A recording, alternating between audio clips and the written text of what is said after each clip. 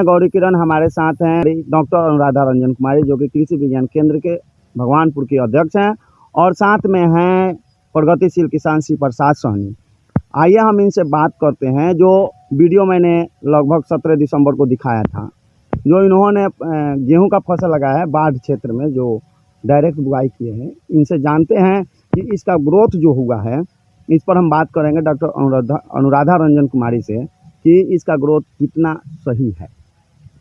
तो आइए हम देखते हैं कि जो ये तकनीक से बुआई किया गया है तो उसके बारे में हम विस्तृत बताते हैं कि ये प्रजाति है गेहूं की HD 2968 और ये कृषि विज्ञान केंद्र से प्रक्षेत्र प्रदर्शन के अंतर्गत दिया गया है। तो उस प्रदर्शन में इन्होंने लगाया है, इस खेतों में 30 नवंबर तक पानी भरा हुआ था। उसके बाद ये इन्होंने है जो 8 दिसंबर को इस फील्ड में गेहूं की बुआई डायरेक्ट कर दिए हैं। मतलब बिना जुताई के, या ना जीरो टिल मशीन का उपयोग किया गया है, ना ही इस खेतों में जुताई की गई है, और बस इसमें छींट कर गेहूं की डायरेक्ट बुआई कर दी गई है। जिससे आज हम 30 दिनों बाद इसी प्लॉट में खड़े हैं और देख रहे हैं ये जो टिलरिंग है गेहूं में, कम से कम एक में 8 से 9 टिलरिंग है। कई सारे प्लांट को हम काउंट करके देखे हैं कि 8 से 9 टिलरिंग किसी में कम है ही नहीं। और दूसरे खेतों में जो जुताई करके बुआई किया गया है उसमें अभी तक इतनी टिलरिंग नहीं आई है। तो दोनों को हम कंपेयर कर रहे हैं, तो इसमें हमें लग रहा है कि इसमें ज़्यादा उत्पादन की संभावना है, और ज़्यादा उत्पादन के साथ साथ खर्च की बहुत कमी है। जैसे खर्च की लागत लगी ही नहीं है। एक मान के चलिए कि इस खेत में जो जैसा सिचुएशन था कुछ भी नहीं होता, बुआई का समय ही नहीं था। तो इन्होंने डायरेक्ट जो बुआई किया, उसके बाद हम आज के डेट में देख रहे हैं कि जिस खेतों में जुताई करके बुआई किए उसमें कॉस्ट भी लगा, किसानों को जुताई का खर्च लगा। उसके बाद 20 से 21 दिन बाद उसकी सिंचाई किए हैं, और आज हम 1 महीने बाद खड़े हैं, फिर भी इस खेत में ना एक बार पानी दिया गया है।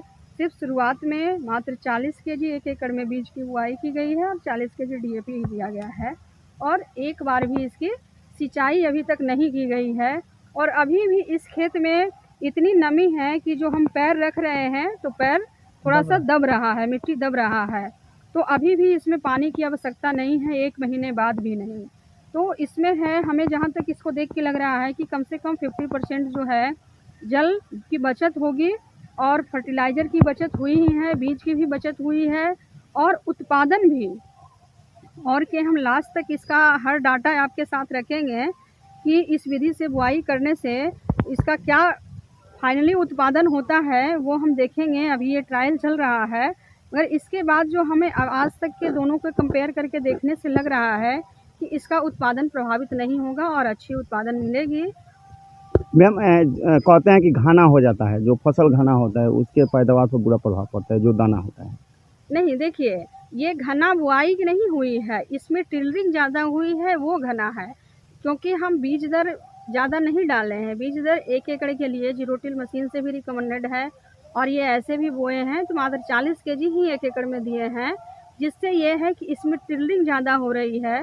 तो कहते हैं गेहूं के खेत में, खासकर गेहूं के उत्पादन में कहते हैं कि जितना ब्रांचेज होगा, जितनी टिलरिंग होगी, उत्पादन उतना ही ज़्यादा होगा, और इस विधि से बोने से टिलरिंग ज़्यादा हो रहा है। मैम, ये अगर सफल होता है तो इसे वरदान कहेंगे किसानों के लिए? हाँ, ये देखिए कि जब ये सफल होता है और हम इसका कॉस्ट ऑफ कल्टीवेशन से लेके इसका प्रोडक्शन देखेंगे कि उत्पादन कितना हुआ है 1 एकड़ में, तब हम इसके फाइनल डाटा देंगे कि इसमें कॉस्ट की बचत कितनी होती है और उत्पादन कितनी होती है।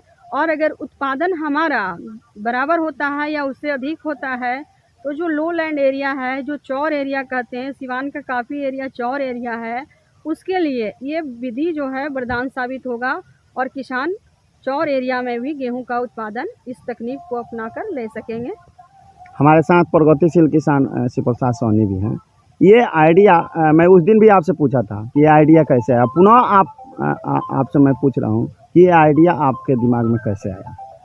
ये तो अपने सोच से हमने ये आइडिया लिया।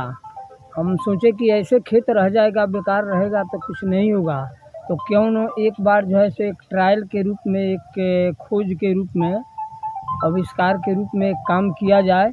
और यही सोच लेकर मैं कृषि विज्ञान केंद्र में गया, मैडम से बोला मैडम हमको बीज आपूर्ति कर दी। उसके बाद हम 1 एकड़ के लिए 40 केजी बीज और 40 केजी DAP, सिर्फ यही 2 चीज़ मिलाकर।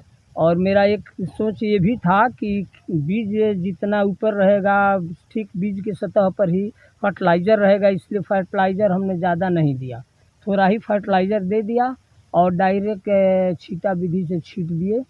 और यहाँ पर आप देख रहे हैं कि कहीं कहीं कम जर्मिनेशन दिखाई दे रहा है, तो वहाँ ज़मीन बराबर नहीं, उबड़ खाबड़ था, पानी लगा हुआ था, वहाँ का बीज सड़ गया। तो फिर दोबारा हम उसमें बीज डाल दिए हैं, वो भी आप देख सकते हैं, उसका भी अच्छा जमाव हुआ है और वो भी टिल्लिंग शुरू, उसमें भी फुटाव शुरू हो गया है।